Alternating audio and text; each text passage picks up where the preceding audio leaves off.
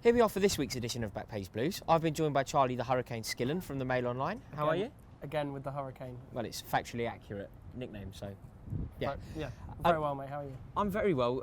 It's party time, isn't it? We are champions, and it's still fresh. It's still brilliant. I'm sort of just about getting over the celebrations of the other day, but we have to keep our focus. Next season, Yeah. What's next for Chelsea?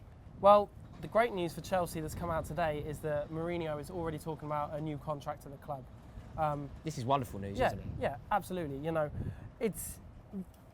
All as Chelsea fans, we've all suffered massively from changing the manager. We've been vilified in the media for it. A lot of fans have been fed up with 10 managers in 10 years or whatever.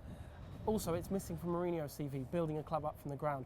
So in the summer, Mourinho is going to sit down with the Chelsea board and he's actually going to sign a deal that's going to keep him at the club until 2019. Wow, I haven't seen anything about that. Have you guys? Have you seen that? Where have you picked this up from? Is this like hot off the press? This went up on the Mail Online this afternoon.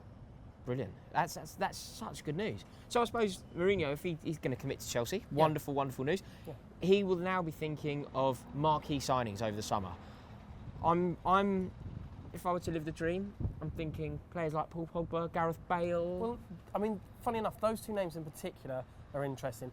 Mourinho is never one to rest on a good thing. He always looks to improve. You remember the first title he won a decade ago? The first thing he did, he went out and revamped the midfield by buying Michael Essien. Correct, he did do that. That summer.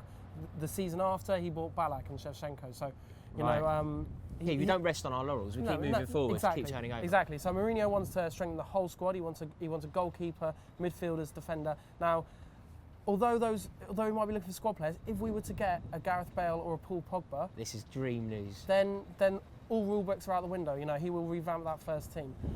We can't sign both. A player like Pogba, a player like Bale, financial fair play would dictate that you can't get both. No, we wouldn't get both. And I think also the team is quite settled. But I think it's balanced, when those two in particular, those two are probably the biggest world stars that could be on the move this year. So you think that there's an air of inevitability? They're going to be leaving their clubs, you think? And if they're leaving their clubs, then Chelsea are... Pogba probably more so than Bale, but in a way, I think Bale might even be more likely, just due to the fact that, obviously he's not going to go to Barcelona.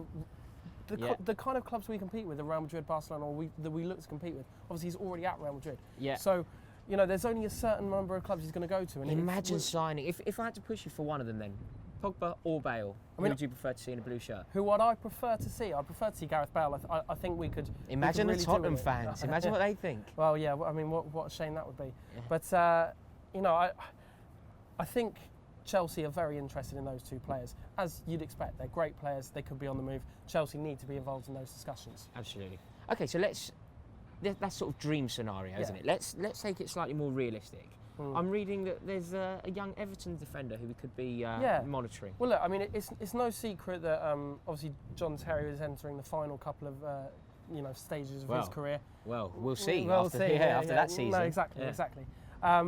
So we definitely need a defender. Some people have slagged off Gary Cahill this season, although he has played very well. Very well lately. He's played very well recently. I'm prepared to acknowledge that very well. But it's a position in which, regardless of Cahill's form, it's a position in which we could do with some reinforcement. Absolutely. And though someone like Raphael Varane might be top of that list, in terms of squad player, especially with Terry playing so well, we're looking at someone like John Stones from Everton. English. Young English, cancel towards that homegrown rule. Equally, we're looking we've already talked about Aaron Cresswell, who could come in at left back. That is ever more important, getting these English players in. And John Stones is an immensely talented player. So, and Chelsea have been tracking him for quite a while. So that would be good.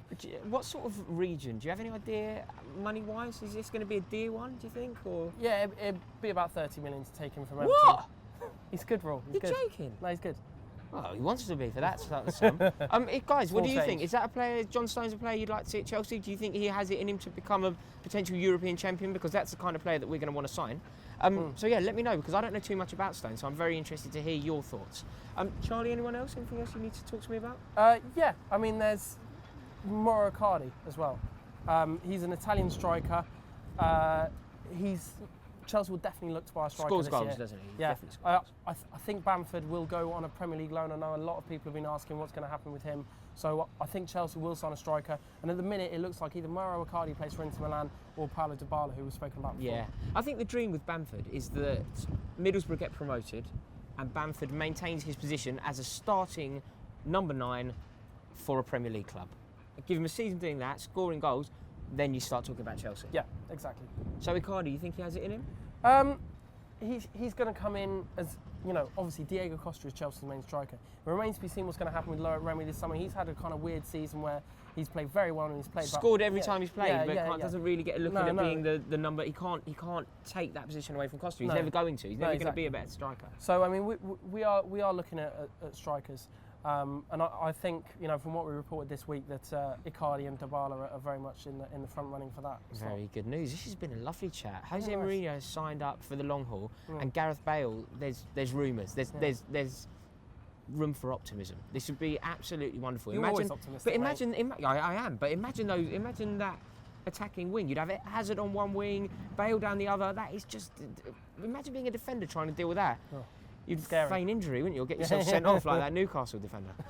Right, I suppose we should go and do some question and answer for Backpage Blues Part 2. Guys, thank you so much for watching. Make sure you subscribe if you haven't done it already, and comment below. Let us know, what do you think? Pogba, Bale, Icardi. Let us know exactly what you think. And of course, John Stones. See you in a bit.